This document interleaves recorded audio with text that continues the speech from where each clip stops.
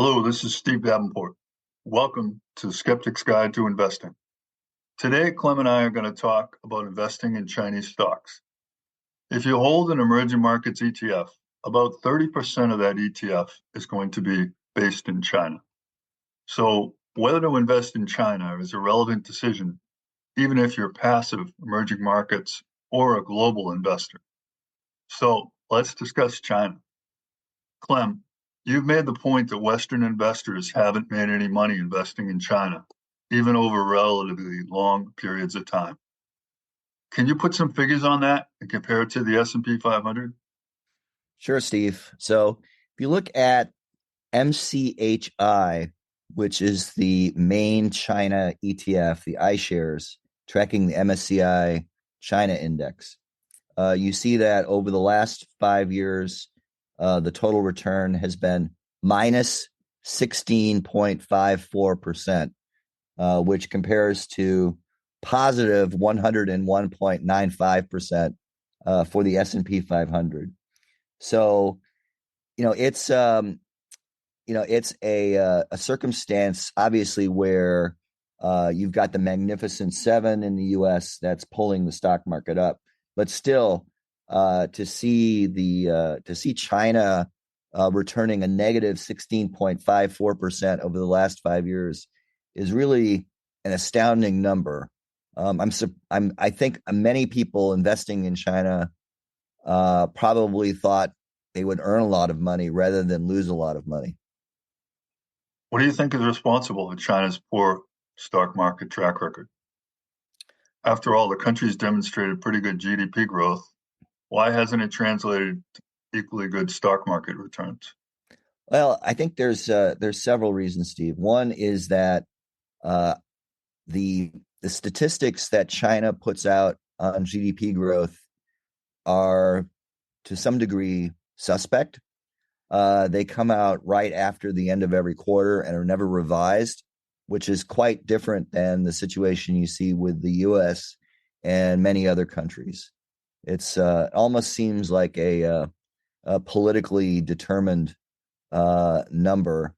I know for many years, the number always had to be 10% or around 10%, more or less. Then it was more or less around 8%, and then it was more or less around 6%. So the numbers seemed awfully massaged, and Sounds like election results. Yeah, like election results. They seem less massaged lately, but you never know, given that particular history. So that's one reason why. Second reason is that the GDP growth, not just in China but also around the world, is not necessarily a driver of financial market returns, and that's something that we can address in a future podcast. But just keep in mind that GDP does not drive financial market returns. No, I think there's been some interesting research, and what I thought one of the things that I've seen is that it depends on what you pay for that growth, right? Yeah, exactly. It's how much you pay. There's dividend yield that fits into that. There's share price. There's share buybacks, for example, that drive that. There are a lot of different factors. Interest rates, for example. There are a lot of different factors that feed into stock market returns. But I'd say even more importantly than issues around GDP and its lack of efficacy is the fact that you've got an economy that is largely controlled by the Communist Party and the state, which basically operates as an agent of the Communist Party. And so the Communist Party has certain social policies, certain economic policies, and it sees all operations within the Chinese economy, including private businesses, as potential instruments for implementing the government's policies. And we've certainly seen that over the last few years. And sort of the turning point on that was back when Xi Jinping ordered the arrest of Jack Ma, who was the head of Alibaba. Alibaba at one time was considered, one of the best managed stocks in the world. Some people actually came out and declared Alibaba that. Alibaba, for those of you who don't know, is the Amazon of China. And what happened was Jack Ma got too big for the Chinese government, for the party, and he went out and gave a speech where he complained about economic policy. And so that doesn't seem like a good idea. And so the party cut him down to size and actually made him disappear for a while. And it took, I think, almost a year for him to reappear, but he didn't have anywhere near the same stature that he had before this. And actually, not too long after he disappeared, the Chinese government started implementing a crackdown on the internet platforms in China and the businesses that use internet platforms. And all of this was run out of an office that was attached to Xi Jinping's office. And so it was very closely run by the leadership of the party, these operations with respect to trying to control these individual businesses, especially the internet platforms.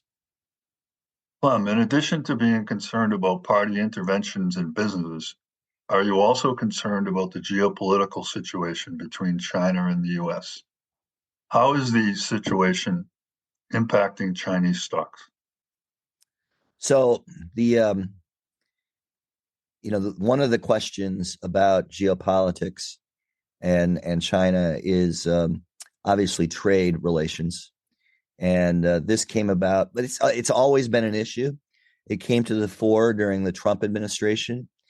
And, the poor trade relations between the U.S. and China, while they've been limited to certain categories of exports and imports, have a dampening effect on Chinese stock performance.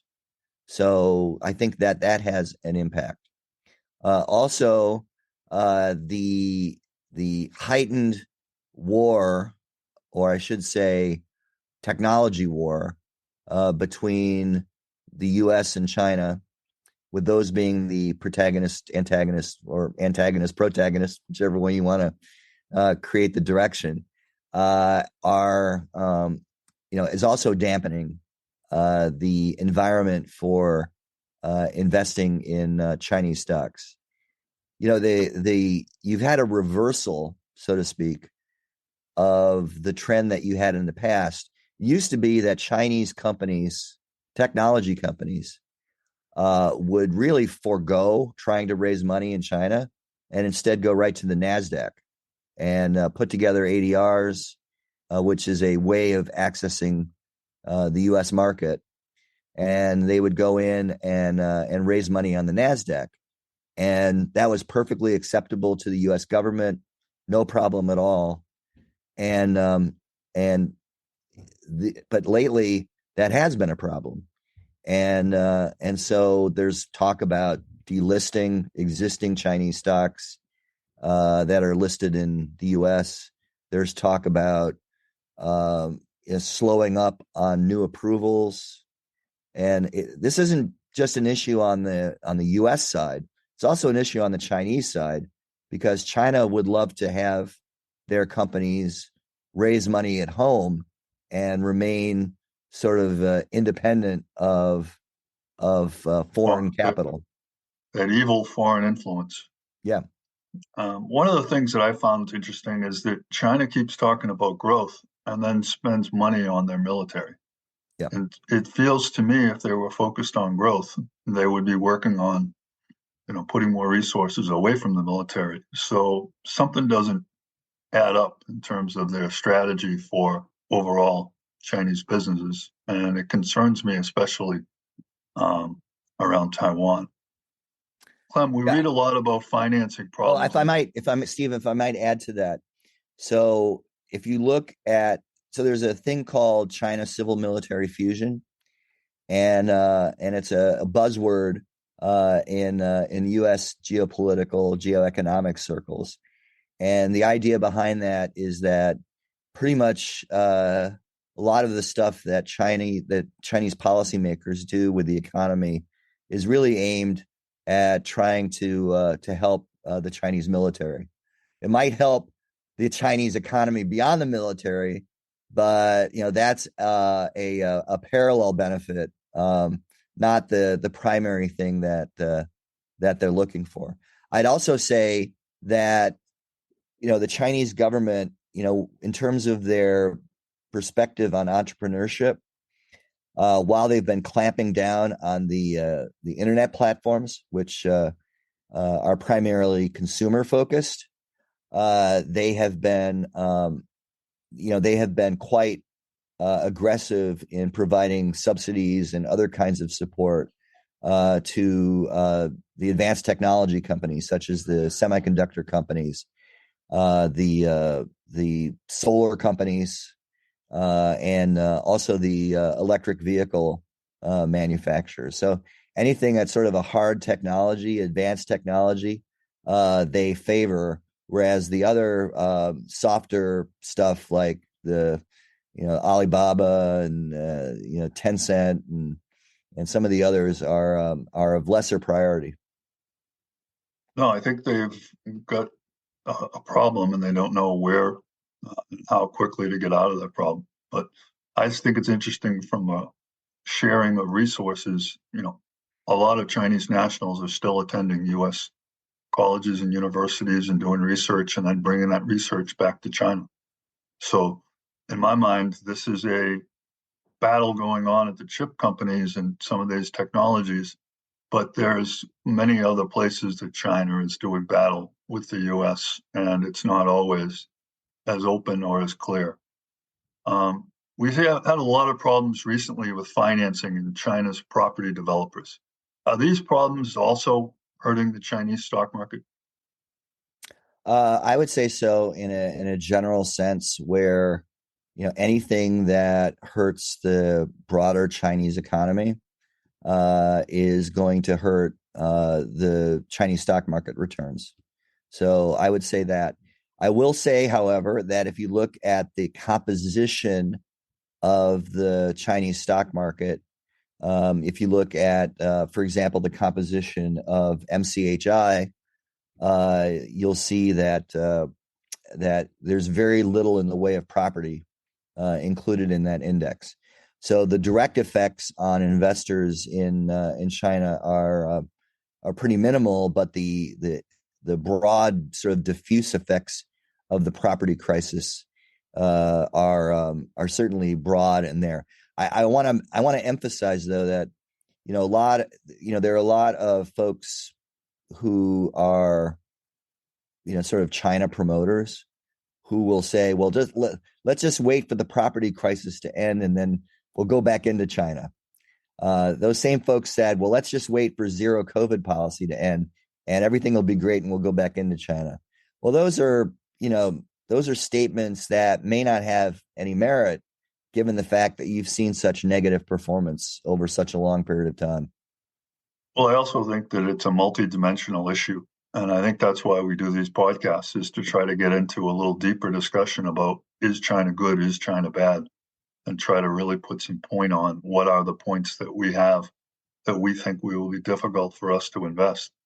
And that brings me to the next question, which is corporate governance in China, right? What can you tell us about corporate governance and the policies there versus Europe and US policies? We'll be right back.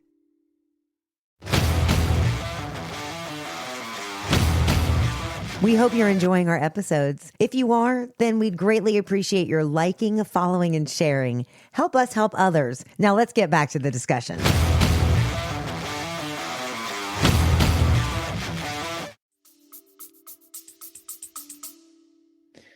Well, corporate governance is an item that is very important in the U.S. and in Europe. There's a real emphasis in Western countries on companies being managed for the benefit and in the best interests of their shareholders, and that you don't really have in China. It's if anything, it's kind of secondary. I'll give you an example. You may have boards of directors that include investment companies, even Westerners on some of these boards of directors of Chinese companies. But you also have either on the board or in an office that monitors what the board does, a local office within the company of the Chinese Communist Party. So there's a wing of the party that operates within at least the major companies in China, and that has some degree of influence over what those companies do. So, that's a corporate governance question. And also, Steve, I don't know if you're going to ask about accounting, but there are also accounting questions with regard to China as well, and some accounting issues that I think are unresolved, and that should be a problem for U.S. investors. No, I think the accounting is definitely something that we all have to be aware of in terms of what is the global standard and how does China meet or not meet those global standards. I understand there are some legal issues surrounding some of the Chinese companies listed as ADRs in the United States. Can you explain these issues? Yeah. So without getting into a lot of detail, which is sort of beyond the scope of this podcast, there are companies that, so it's technically illegal for at least some Chinese companies to issue stocks on foreign exchanges. So they get around that issue by creating entities in places like the Cayman Islands, which they call variable interest entities. And these variable interest entities have rights to returns based on the performance of the stocks in China. So for those companies, U.S. investors don't really own shares in those companies. What they do is they own a piece of these rights to the performance. So the risk that raises is whether A right is equal to a share. Yeah, whether the legal contracts that underpin this may be defective or not. And every time anybody raises this with the Chinese government, they sort of hem and haw and say, well, it's not in our interest to do something about these. But what happens if there's a serious geopolitical crisis?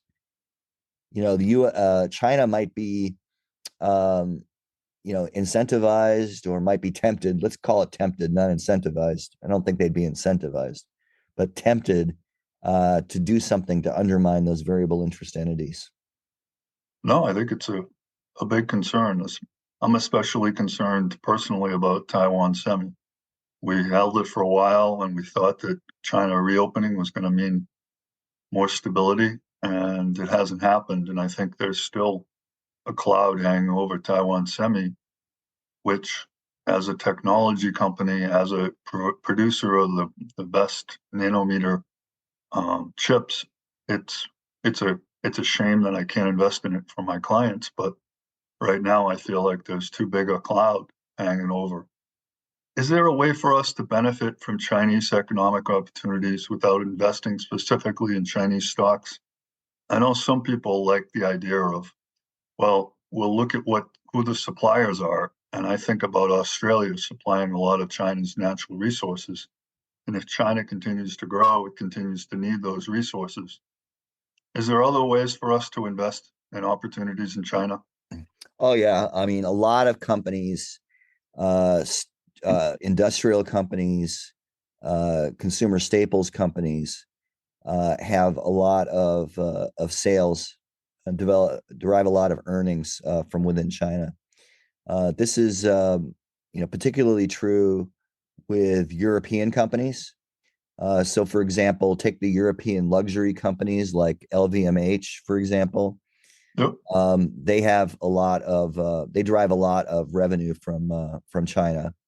Industrial companies like Siemens in Germany derive a lot of revenues from China. So, you can benefit from Chinese economic growth without running the various kinds of risks regarding accounting or party influence or corporate governance that you run into by actually investing in Chinese stocks. Okay, let's look at our mailbag. Again, they ask, do you own any Chinese stocks directly or indirectly? And I'll just comment that on what Clem just said, that we've tried to gain our exposure through companies who are dealing with China. So we own Siemens, we own Estee Lauder, and we own Starbucks. And part of the reason was because we thought that their presence in China was going to make them have an unusual growth pattern coming out of COVID. And what we found is that while their accounting may be good, while their company is good, that association with China has put a pall over those stocks. And I think that when we look at growth, we look for that incremental value that a stock can give you. And for these three companies, that incremental value has been not there. So I would say we were an owner of Taiwan Semi up until this year. And early in the year, we got out of it. And it has been an underperformer for us in the chip space. And it feels like this situation, the market has already made its decision. What about you, Clem? Do you own any Chinese stocks? So I don't own any Chinese stocks. I don't own this ETF. As you can tell, I'm pretty skeptical about China as an investment destination. I would say, if you asked, is China uninvestable? I would say I wouldn't go that far. I'm sure that some people, some investors might find some opportunities worthwhile in China, but I don't, and maybe that's because I'm a little bit conservative, perhaps. But I will not invest in China. As far as companies that sell in China, a lot of companies sell in China. U.S. companies, European companies. So I don't hesitate to invest there. I also own some with those companies. I do invest in some of the semiconductors, Western semiconductor stocks, U.S. semiconductor stocks, and some of those still have some exports into China. But what happens is many of them have said that the rules that have come out from the Biden administration don't bite that hard as yet, because because their exports are largely this larger nanometer type of chips, and which they can still export into China. So so it depends on the company, but I do invest still in some semiconductor stocks that that primarily stay out of this whole military military aspect, which requires, the smaller nanometer stocks. So how would you sum up China? I think you did a pretty good job there, but is there anything else in summation that you want to say about China? Yeah, I would say that I just want to touch a little bit more on that accounting issue.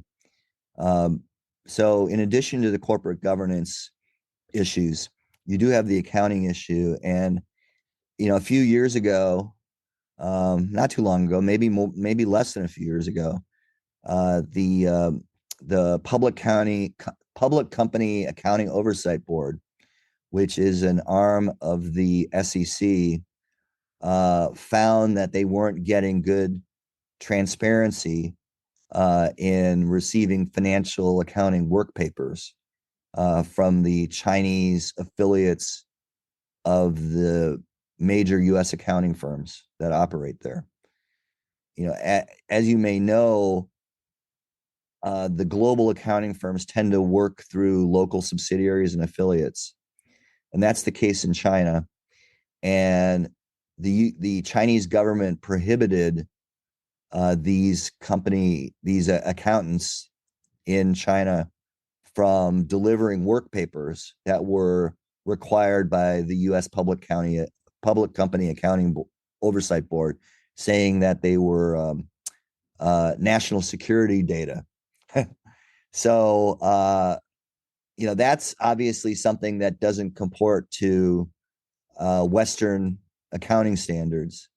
And so there was actually a law passed by Congress, something like the Holding Foreign Companies Accountable Act, something along those lines, where they told the Chinese that we're going to start delisting Chinese companies from U.S. exchanges if you don't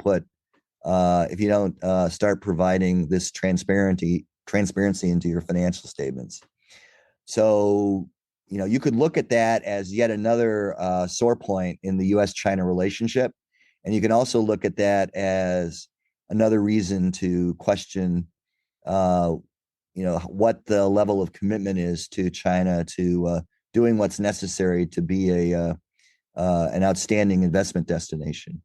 So I think it's got a long way to go to be outstanding. I think that today we might have gone over that skeptic line into the cynic line. Yeah, but exactly. I feel like we're both pretty clear that there's a lot of questions still unanswered, and I think it's been a great discussion. Thank you, Clem, for all you've given us today, and I appreciate everything. Be good. Thank you, Steve. All right.